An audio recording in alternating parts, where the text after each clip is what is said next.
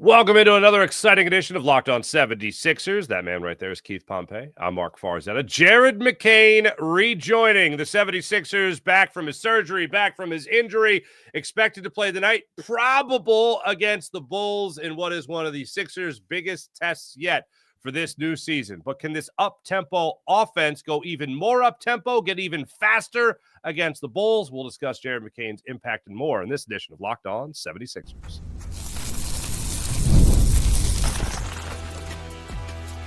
You are Locked On 76ers, your daily Philadelphia 76ers podcast, part of the Locked On Podcast Network, your team every day.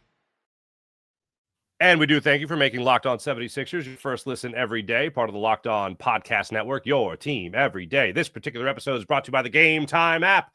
Download the Game Time app, create an account, use promo code LOCKEDONNBA for $20 off your first purchase on the Game Time app. Keith, the moment a lot of us have been waiting for with this Sixers team. We talked about it a lot in the offseason. Potentially the Sixers go with 4 guards on the floor at the same time. What? Is that possible? And then I see your tweet out there yesterday saying that Jared McCain is probable to return for tonight's 8 o'clock tip-off in Chicago against the Bulls. What impact? First off, still trending in that direction. And second, if it does, what's the impact of Jared McCain? Look, when they come out and say somebody's probable to return and they didn't return, and they have yet to play, typically that means to me the guy is playing. It means unless he has a setback, he's like they intend to play him tonight.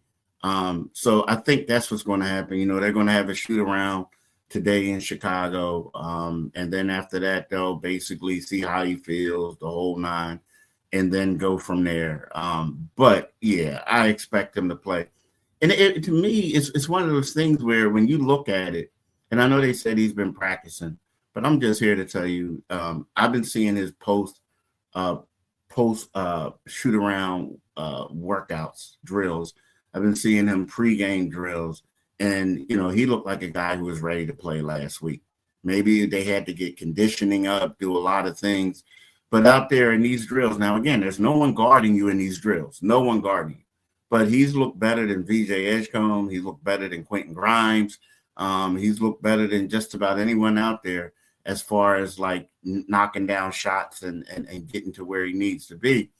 But, again, these are drills. It's not the real thing. It's kind of like, it is? It's the equivalent of the equivalent of high school football before you put the equipment on, like the first 2 days of camp, and you got this one guy running around, and he looks so great. And then when they put the pads on, it's like, I'm not saying this for Jared, but I'm saying this, you really can't get a lot out of it, but he does look good.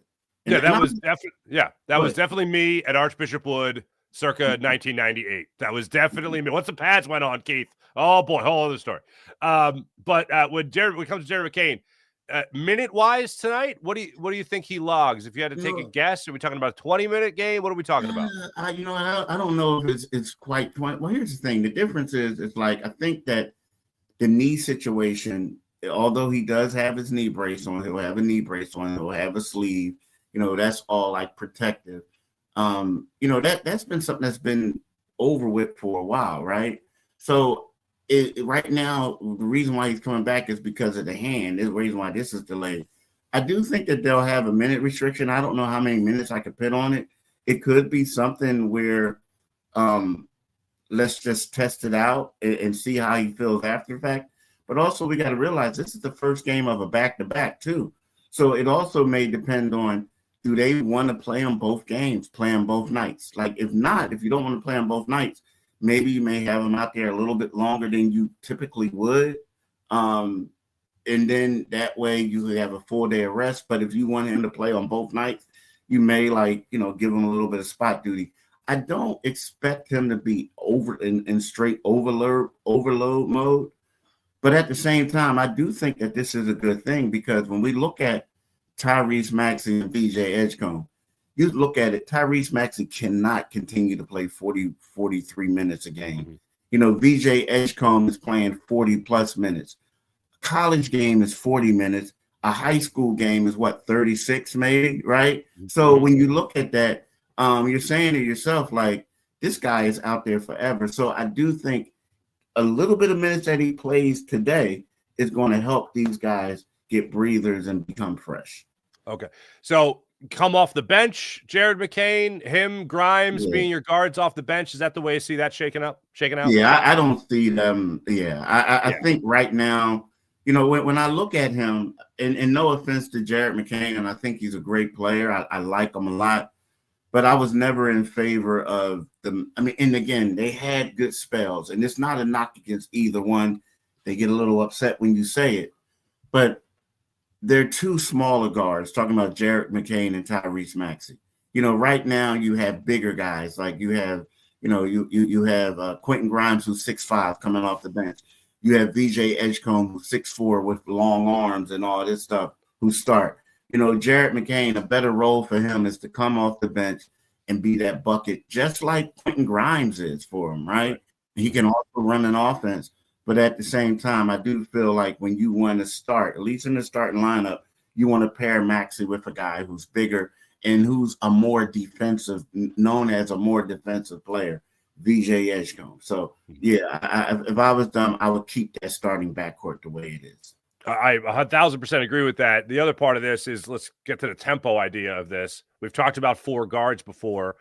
Would Dembona be your big in that situation to try to keep up and run the floor with potentially Maxey and Edgecombe, Grimes and McCain, or Oubre out there as another guard potentially who can also be, a 3-4 type guy also? How do you think all this fits together? And will we get enough of a glimpse to make a judgment after this game tonight? How much do you think Nick Nurse goes to that type of 4-guard lineup?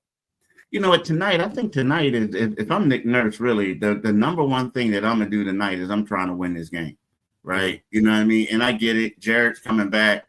If he can help you out, if you feel like this lineup is something that you worked out or whatever you did at practice, do it. But this is a huge game, especially since, the only person that you're not going to have, well, you're not going to have Barlow there, but you're not going to have Paul George. But I was going to say that. But it's one of those things where this is a big game. So my thing is, when you start like saying, okay, let me tinker with this, let me tinker with that, let me try this, try that, it's like, bro, you got another time to do that. Right about now, you go out there, you do what you have to do. You try to win the game, right? And then you might start tinkering a little bit later. And again, you're going to have to tinker to find out what you got. But right now, I feel like if you're the 76ers, it would be great at the end of the day to sit atop the Eastern standings all by yourself, right? Because tomorrow night you got to go into Cleveland, which is going to be a tough game. And Joel Embiid, if Joel Embiid is not playing, he's not going to play tomorrow night. So you really want to get this advantage. Now, again, I think with Jared, you're going to try out some things. I do think that they can do it. I would be shocked if we saw all 4 of those guards out there, though. I do. I mean, I just would be shocked if we saw that. Because, again, when they do go that small ball lineup, you do want a defensive player out there, right? Another one. And Kelly Oubre has been playing phenomenally. I do not see Kelly Oubre playing small ball center, right? I agree. So with that being said, I don't know if we'll see all 4 of those guards on the floor by themselves together, unless they're getting blown out or it's a blowout. You know what I mean? Yeah. I would say tonight's not the night for that. That's the way I would characterize it. The one thing I'll also say about Jared McCain is the 3-point impact. You're talking about a guy that shot just under 40% from 3 last year, joining a team that's one of the top teams in the NBA in 3-point shooting, 3-point percentage, 3 points made as well. It's a pretty special team when it comes to that outside shooting. I didn't expect to see that from Jared McCain. I expected it from Quentin Grimes. I didn't even expect it all that much from Tyrese Maxey and win this game in particular. How much do you think Jared McCain's impact to the 3-point line will help this team tonight? Oh, tremendously. Tremendously. Here's the thing. I still think, and some people may be a little disappointed or might say, what are you talking about, Keith? This guy is old, He's not old, I'm old. But I still think that Eric Gordon is the best 3-point shooter on the team, right? It's just that, but he's older. He probably can't get up and down the way that they want him to, this and that, blah, blah, blah, but he's the best one. But outside of that, Jared McCain and Tyrese Maxey is phenomenal too now, but Jared McCain and Quentin Grimes are those guys. They're going to help him out. And the difference is in the past, see, Jared McCain, we talk about helping out. So Jared McCain, when he struggled shooting the ball in summer league. When he first came with the Sixers, like in the regular season last year, people were just letting him shoot, and he was getting them. And then all of a sudden, those last 3 games, they start focusing on him. I think that with Quentin Grimes, Tyrese Maxey, all these other guys on the floor who can hit shots, and then you bring Jared McCain out there, and I think that Jared is going to get a lot of open shots, kind of sort of like Quentin was doing. So I feel like, and then not only that, if he's on the floor with VJ Edgecombe, and then you got to pick your poison. Well, who's going to guard? We all know that VJ isn't scared to attempt a wide open shot, right? So he's going to hoist those up. So yeah, his coming out there and adding that 3-point ability, 3-point shooting is only going to help the 76ers. And not only that, the fact that he probably won't be the guy that they're saying, oh, we got to lock down. He's going to be moving around, running around, and getting easy baskets. Yeah, I look forward to seeing that come together tonight. When we come back, we'll talk about we'll talk about Joel Embiid's minutes in tonight's game, talking about 3 games now. You've seen him go from 20 minutes to 23 to 25. We'll see what he's going to be able to do tonight against Nick Vucevic there of the Chicago Bulls. We'll get into that. We'll also talk a little bit about Paul George and also how big a test this really is tonight against the Bulls. Talking about all that and more when we return. This is Locked On 76ers. Make sure you guys like and subscribe. Locked On 76ers YouTube channel. Back after this. Let me tell you right now about the Game Time app. Basketball season is upon us. 76ers off and running, literally and figuratively. How great would it be to be down there at the arena to watch this team play? Well, Game Time gets you in the action. The app gives fans the advantage as well. It's your ultimate life hack for scoring amazing NBA tickets fast, easy, and stress-free. I absolutely love the Game Time app. Getting tickets on it is a breeze. And you literally take the guesswork out of buying tickets because not only can you view your seat's vantage point before you buy it, so you know exactly what you're buying, but you also have the Game Time guarantee. That means 100% authentic tickets every time. And their zone deals are an absolute game changer. You pick the section, Game Time picks your seats, and you save big. You can even find NBA tickets for under $25 on the Game Time app. So once again, take the guesswork out of buying tickets with the Game Time app. Download the Game Time app, create an account, use promo code LOCKEDONNBA for $20 off your first purchase. Terms apply. That's promo code LOCKEDONNBA for $20 off on the Game Time app. Swipe, tap, ticket, go on the Game Time app. So, Keith, we were talking about Joel Embiid quite a bit over the last couple of days, naturally, as one would with this team. I want to get to a realization before we get to anything about his minutes tonight. If I would have told you, Keith, because I was at the realization of, okay, I'd be impressed. So I'll start at the end there. I would be impressed. If you would have told me in the middle of the summer that Joel Embiid would look like he has lost weight, Joel Embiid would be working out in Camden with the rest of the team, Joel Embiid would make the trip to Abu Dhabi. Joel Embiid would play in the season opener. He would play 20 minutes. It wouldn't be great, but he'd play. And then he would go on to play 20 minutes, 23 minutes, 25 minutes, and score 20 points at least in those other games. I'd be pretty impressed. I'd be happy with that. And if his conditioning wasn't up there, I wouldn't be that surprised either.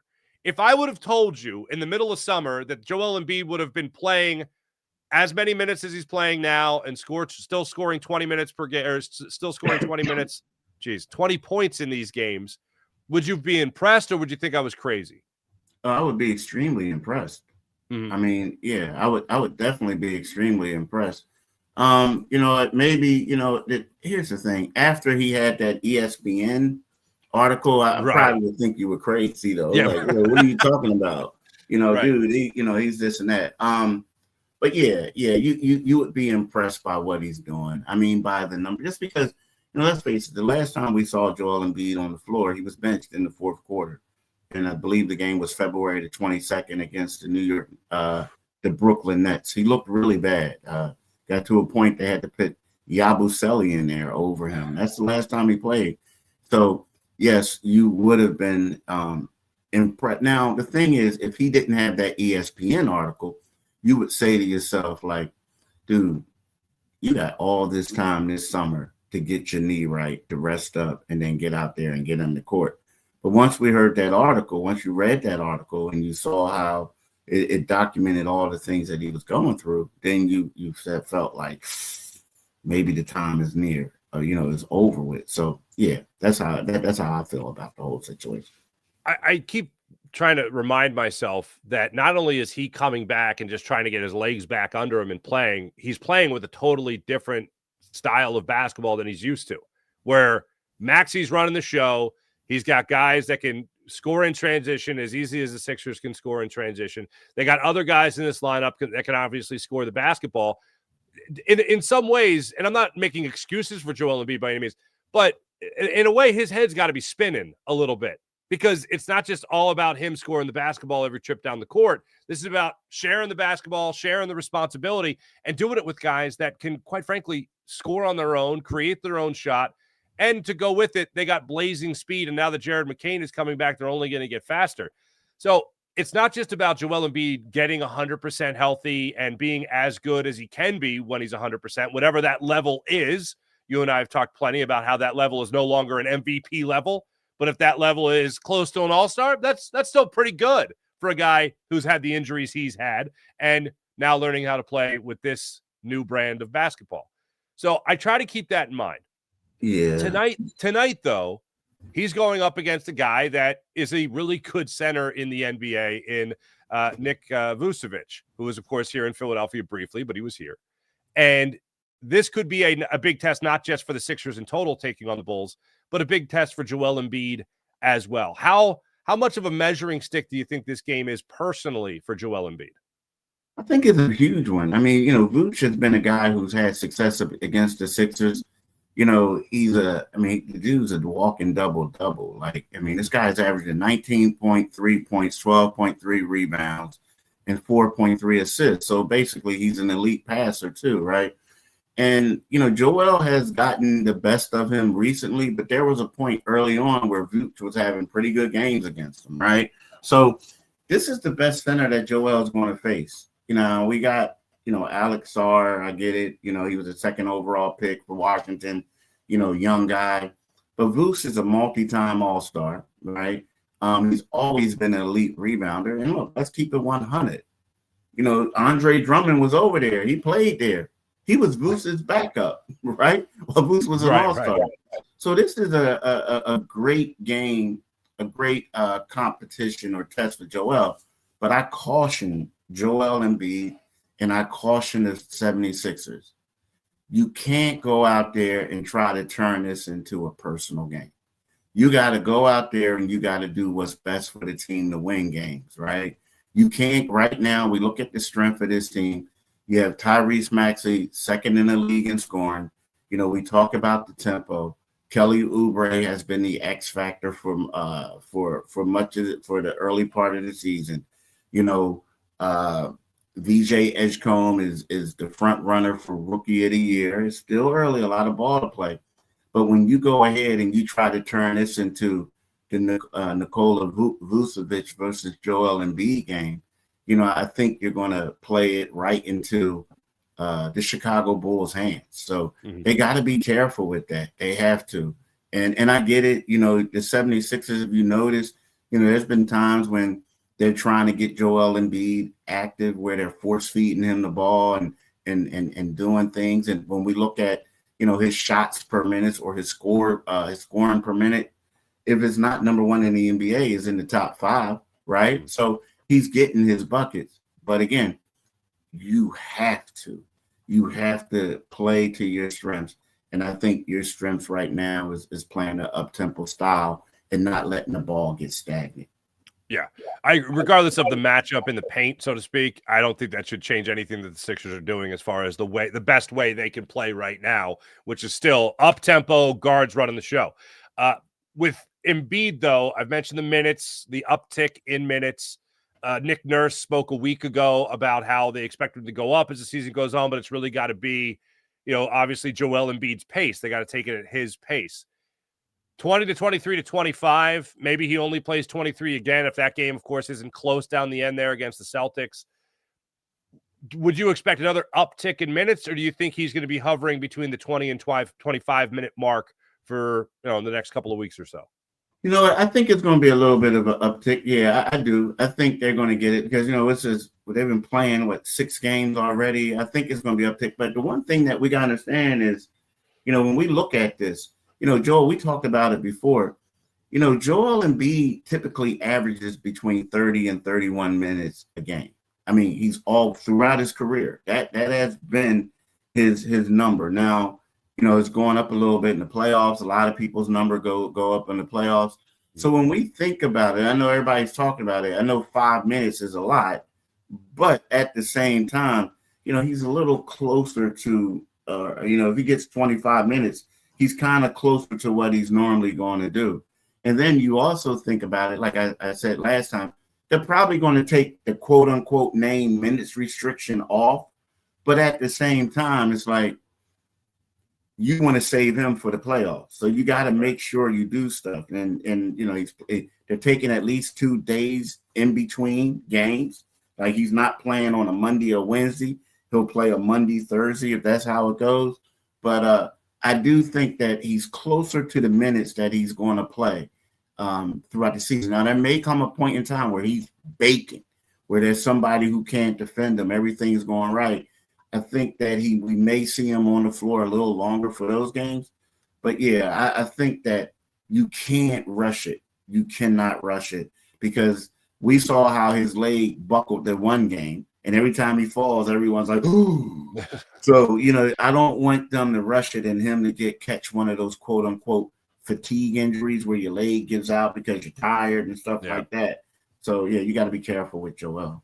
The thing I'm going to be looking at tonight, and you mentioned the 19 points that you could get from Vucevic there for the Bulls. I need to see a much better version of Joel Embiid, the defensive player, than what we have seen so far this season. Like, I know you can blindfold him, he'll get 20 points. Like, he's that good a basketball player still. He can still shoot the ball extremely well. He can the hustle things I need to see at a high level from him. I need to see him get rebounds. I need to see him get blocks. I need to see him be able to D up. I know that's difficult when he still can't jump over a credit card right now, but that'll come in time, I hope. The defensive end of things is what I look forward to seeing Joel Embiid improve upon more in the coming weeks as the minutes do go up a little bit, the conditioning gets a little bit better, and he understands defensively a little bit more of his assignment when it comes to learning how to play with some new players on this squad. Defensively, do you see that being the biggest hurdle, or do you see defense being the biggest hurdle for Joel Embiid at this point? Oh, definitely. Like the last game he played, I was impressed that he had 2 blocks and he finally jumped, right? I mean, there was a picture of him blocking so much. It was funny. He almost knocked over Trendon Watford. He literally had to jump into Trendon to block the shot, right? Because he was out of position. Which, so to me, it's like I want to see what his movement is like. Can he get in better position? But when you look at Nick Vucevic, and Nick is one of those guys who Joel in the past has typically struggled against. And it's funny because Joel tends to do better against the AAU babies, like these American guys who are extremely athletic, right? Right. But it's like you say, hey man, how did you do that play? I don't know. I just did it.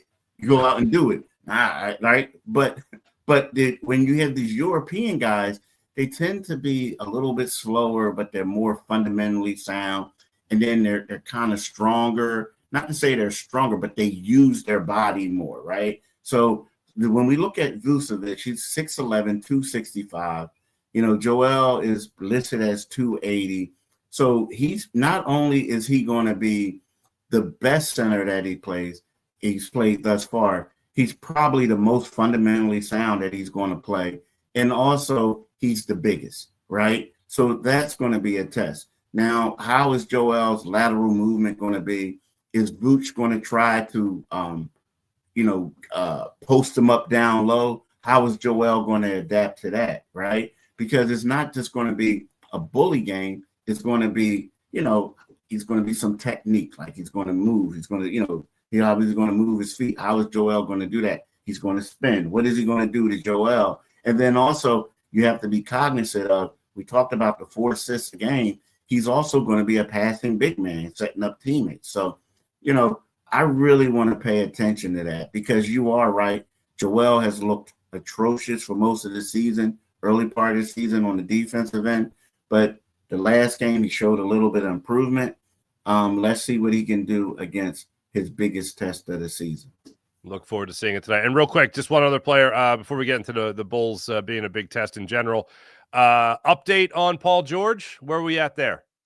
You know what? It's one of those things where, Nick said in a couple days or whatever. I mean, a couple weeks, he said that. He said, we should have our full team back in a couple weeks. That was, I want to say that was on Friday. So now we're looking at, what's my man, Jared McCain coming back today. Today is Tuesday.